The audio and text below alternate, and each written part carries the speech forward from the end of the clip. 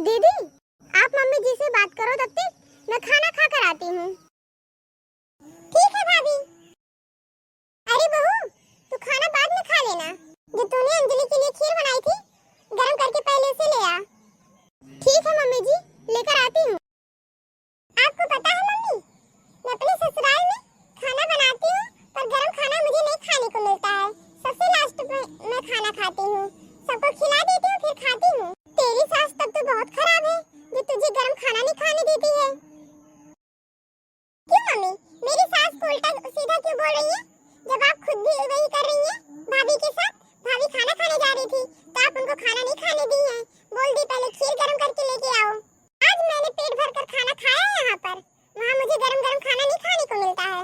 माना मम्मी खाना गरम रहता है, पर गरम की तरह वो स्वाद नहीं रह जाता खाने में, वो टेस्ट नहीं रहता। दो रोटी तो दूर की बात, आप तो उन्हें खाना भी नहीं खाने देती हो। आपको पता है, मैं अपने ससुराल में सबसे पहले खाना खाती हूँ, उसके बाद सारा काम करती हूँ। भाभी तो आपकी बात सुनकर चली गई, मेरी सास ऐसे करके दिखा